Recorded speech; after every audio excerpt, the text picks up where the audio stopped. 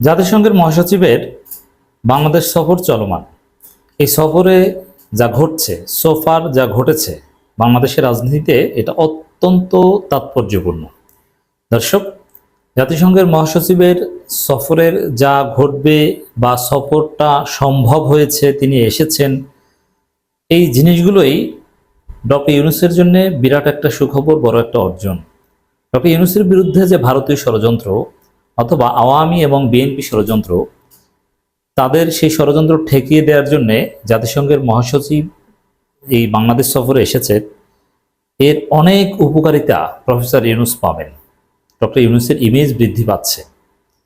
দর্শক, জাতিসংঘের মহাসচিব বাংলাদেশে এসছেন, তিনি ইফতার করবেন রোহিঙ্গাদের সাথে, হাজার হাজার রোহিঙ্গাদের সাথে ইফতার করবেন এবং প্রফেসর ইউনূসের সাথে যেভাবে সাক্ষাৎ করেছেন, যেভাবে হ্যান্ডশেক করেছেন, যেভাবে কথা বলছেন, মনে হয় সেই পুরনো দুই বাল্য বন্ধুর সাথে দেখা হয়েছে। এবং কেউ কেউ বলছেন মনে হয় যে প্রফেসর ইউনূস অ্যান্তনিও গুতেরেসের দেশে গিয়েছেন। প্রফেসর ইউনূস মনে হয় অতিথি। প্রফেসর ইউনূসের এত সম্মান, এত মর্যাদা, এত হৃদ্যতাপূর্ণ সম্পর্ক, এত আন্তরিকভাবে দুইজন কথা বলছেন এবং মনে হয় যেন দুই বন্ধু আড্ডা দিচ্ছে, মজা করছে, হাসি তামাশা করছে। এটা প্রফেসর ইউনূসকে অনন্য উচ্চতা নিয়ে গেছে এবং এই দৃশ্য ভারতের বুকে বুলেটের মতো আঘাত করেছে এবং করবে। জাতিসংঘ মহাসচিবের বাংলাদেশ সফরই ভারতের জন্য অত্যন্ত বেদনার।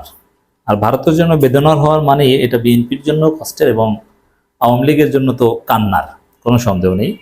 হ্যাঁ, এটার যেমন রোহিঙ্গাদের সাথে ইফতার করবেন বা রোহিঙ্গা ক্রাইসিসকে খুব গুরুত্বের সাথে ডিল করছেন, আরও অনেক এজেন্ডা আছে, ধীরে ধীরে সেগুলো আসবে আমাদের আলোচনায়। তবে রোহিঙ্গাদের এই বিষয়টা, এটা বাংলাদেশের জন্য একটা বড় চ্যালেঞ্জ, এমনকি বাংলাদেশের সিকিউরিটির জন্য রোহিঙ্গার একটা বড় চ্যালেঞ্জ। সেক্ষেত্রে রোহিঙ্গারা এখন চরম আর্থিক সংকটে আছে। প্রথম দিকে অনেক টাকা পয়সা তারা পেত, যে পরিমাণ অনুদান রোহিঙ্গারা পেত, তারা নিজেরা থাকা খাওয়ার পরে তারা বিক্রিও করতো, সারপ্লাসও থাকতো। কিন্তু এখন এমন একটা অবস্থা যে মিনিমাম প্রোটিন তারা পায় না, ঠিকমতো খেয়ে পরে বাঁচতে পারে না। প্রত্যেক দিন একটা হিসেবে এসেছে যে ডেইলি তারা 24 টাকার মতো পায় বেঁচে থাকার জন্য। তো এতে তো তারা অপুষ্টিতে ভুগবে এবং নানান অপরাধে জড়াবে। এটা বাংলাদেশের জন্য একটা বড় বার্ডেন।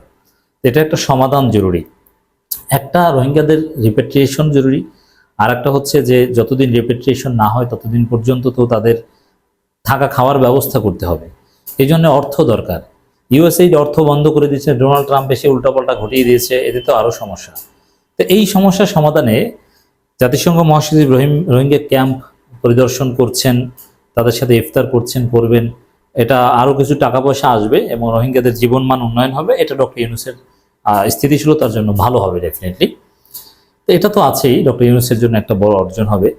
কিন্তু দেখেন, জাতিসংঘ একসময় জাতিসংঘের মহাসচিবের বাংলাদেশ সফর বা এটা কোনো গুরুত্বপূর্ণ ছিল না, কিন্তু বর্তমান প্রেক্ষাপটে বা হাসিনা কারচুপি নির্বাচন শুরু করার পর থেকে জাতিসংঘের গুরুত্ব বাংলাদেশে বেড়েছে। জাতিসংঘের প্রতি জনগণের একটা আকর্ষণ বা আগ্রহ তৈরি হয়েছে যে জাতিসংঘ কি বলে আমরা একটু দেখি বা শুনি। তো দর্শক, এক্ষেত্রে দেখেন, অতীতে জাতিসংঘ কিন্তু ফ্রি ফেয়ার ইনক্লুসিভ ইলেকশনের কথা বলতো, যেটা বিএনপি জামাত চাইতো এবং বিএনপি জামাত সেটা প্রচার করত। কিন্তু এখন বিএনপি কিন্তু সেই ইলেকশনের কথাই বলছে, আওয়ামী লীগও সেই ইলেকশনের কথাই বলছে, ভারতও সেই ইলেকশনের কথা বলছে। কিন্তু জাতিসংঘ মহাসচিব এখন পর্যন্ত যা কথা বলেছেন, আমাদের কাছে যে তার বক্তব্যগুলো বা তাদের যে টুইটগুলো যা এসেছে, তাতে এক্সগুলো যে এসেছে, কোথাও নির্বাচনের নামগন্ধ উচ্চারণ করেনি। হ্যাঁ, নির্বাচনটা কমনলি তো প্রফেসর ইউনূস করেন, কিন্তু দ্রুত নির্বাচন বা বিএনপি যেটা চায় এরকম কোনো ইশারা ইঙ্গিত দেননি। বরং বিএনপি যেটা চায় না, যাতে বিএনপির অস্বস্তি, সেটাই কিন্তু জাতিসংঘের থেকে এখন পর্যন্ত আমরা জানতে পেরেছি। একটা খবর, বাংলাদেশের চলমান পরিবর্তন ও সংস্কারের পাশে থাকবে জাতিসংঘ। দেখেন, এখন এই পরিবর্তন ও সংস্কারের পাশে থাকবে বিএনপি, জাতিসংঘ। আর বিএনপি তো কি মনে করে, ডক্টর ইউনূস কিসের সংস্কার করে? বিএনপি নেতা ফজলুর রহমান স্পষ্ট বলেছে, কিসের সংস্কার? আলী রিয়াজ কোথা থেকে এসেছে? এইসব সংস্কার আমরা মানবো নাকি? এগুলো আমরা মানবো না, হ্যান ত্যান কথাবার্তা বলছে। কিন্তু জাতিসংঘ মহাসচিব বলছে বা জাতিসংঘ বলছে যে তারা সংস্কারে ডক্টর ইউনূস সরকারের পাশে থাকবে। আর এটা জামাতের জন্য সুখবর, কারণ জামাতও সংস্কার চায়। ডক্টর ইউনূস টিকে থাকা, ডক্টর ইউনূস শক্তিশালী হওয়ার মধ্যেই জামাতের কল্যাণ। আর ডক্টর ইউনূস দুর্বল হওয়ার মধ্য দিয়ে এই বিএনপি স্বপ্ন পূরণ, যে না, দুর্বল আর পারে না, নির্বাচন দিয়ে চলে যাবে আর বিএনপি কারচুপি করে ক্ষমতা নিয়ে যাবে। তো দর্শক, এই সংস্কারে জাতিসংঘ পাশে থাকবে, এটা বিএনপির জন্য একটা দুঃসংবাদ এবং জামাত ডক্টর ইউনূসের জন্য একটা বিরাট সুখবর। আর প্রতীকী অর্থে ভারতের জন্য এটা একটা জ্বালা। আর ভারত যাতে অস্বস্তি বোধ করে সেটা তো জামাতের জন্য ভালো, সেটা তো ডক্টর ইউনূসের জন্য ভালো। কিন্তু বিএনপির ভরসা ভারত, ভারতের ভরসা বিএনপি, বিএনপির জন্য এতে কোনো লাভ নেই বা সেটা ভালো না। আশা করি জাতিসংঘ মহাসচিবের সফরে সোফার যা ঘটেছে তাতে কার কি লাভ একটা ডাইমেনশন আপনাদেরকে বোঝাতে পেরেছি। উষ্ণ অভ্যর্থনা জানানোর প্রধান উপদেষ্টা ডক্টর মোহাম্মদ ইউনূস অন্তর্বর্তী সরকার ও বাংলাদেশের মানুষের প্রতি কৃতজ্ঞতা জানিয়েছেন জাতিসংঘের মহাসচিব আন্তোনিও গুতেরেস। শুক্রবার 14 মার্চ দুপুর 11:30টার দিকে সামাজিক যোগাযোগ মাধ্যম এক্সকে দেয়া এক পোস্টে এই আন্তোনিও গুতেরেস এই কৃতজ্ঞতা জানান। এক্সে দেওয়া পোস্টে জাতিসংঘ, এটা কিন্তু একটা বার্তা, এই এক্সে পোস্ট দেওয়া এটা একটা বার্তা, রাজনৈতিক বার্তা for the domestic audience and international audience. এক্সে দেওয়া পোস্টে জাতিসংঘ মহাসচিব আরও বলেন, বাংলাদেশের বর্তমান সংস্কার ও পরিবর্তন জাতিসংঘ সবসময় পাশে থাকবে। তো এটাই ডক্টর ইউনূসের ভিত্তি মজবুত হওয়ার জন্য যথেষ্ট, এবং ডক্টর ইউনূস এটাই চান যে সংস্কারে বিশ্ববাসী তার পাশে থাকে। এখন কি জাতিসংঘের বিরুদ্ধে যে বিএনপি কথা বলবে, এতে বিএনপি পিঠে চামড়া থাকবে? না, এটা পারবে না। এর আগে গত বৃহস্পতিবার ঢাকায় পৌঁছান গুতেরেস।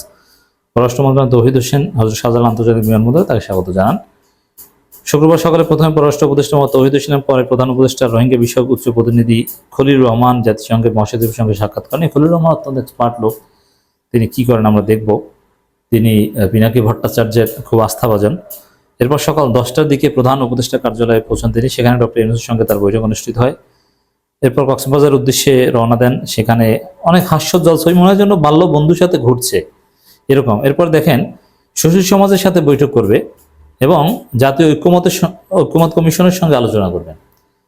এটাও কিন্তু বিএনপির জন্য দুঃখজনক। এইসব জাতীয় ঐক্যমত কমিশন, সুশীল সমাজ, এগুলো বিএনপি এখন দেখতে পারে না, কারণ এরা ডক্টর ইউনূসের পক্ষের শক্তি। বিএনপি এখন চায় নির্বাচন। ওই বিএনপির সাথে তো বৈঠকের কোনো খবর এখন পর্যন্ত আমরা পাইনি, বা রাজনৈতিক দলের সাথে বৈঠকের খবর আমরা পাইনি। তো দর্শক, এখন পর্যন্ত যা ঘটেছে এটা বিএনপির জন্য খুব কষ্টে, দুঃখে, ভারতের জন্য কান্নার। ডক্টর ইউনূস এবং জামাত শিবিরের জন্য বিরাট সুখবর, সংস্কার হবে, জাতিসংঘ সংস্কার চায়। এবং আওয়ামী লীগকে তো হাতে হারিকেন আগেই ধরিয়ে দিয়েছে জাতিসংঘের মানবাধিকার বিষয়ক কমিশনের ফ্যাক্ট ফাইন্ডিংস কমিশন। সফর জাস্ট শুরু, দ্বিতীয় দিন চলছে, আরও জাস্ট অর্ধেক হয়েছে সফরের। একটা টুইট আমরা পেয়েছি, এরকম আরও অনেক টুইট পাবো। এরপরে জয়েন্ট স্টেটমেন্টও আসতে পারে, সাংবাদিকদের সাথেও কথা বলতে পারেন, সেখানে আরও অনেক বিষয় স্পষ্ট হবে। তো সফর শেষে আমরা আরও ভালোভাবে মূল্যায়ন করতে পারবো যে বাংলাদেশের রাজনৈতিক গতি প্রকৃতি কোন দিকে যাচ্ছে। মনে রাখবেন যে আওয়ামী লীগের মতো ফ্যাসিস্ট সরকার জাতিসংঘে গুনত না, কিন্তু এটা কোনো ফ্যাসিস্ট সরকার না, ইন্টারন্যাশনাল কমিউনিটি ওরিয়েন্টেড একটা জনবান্ধব সরকার ডক্টর ইউনূস সরকার। এই সরকারের আমলে জাতিসংঘ মহাসচিবের বাংলাদেশ সফরের গুরুত্ব, তাৎপর্য অসীম, অনেক।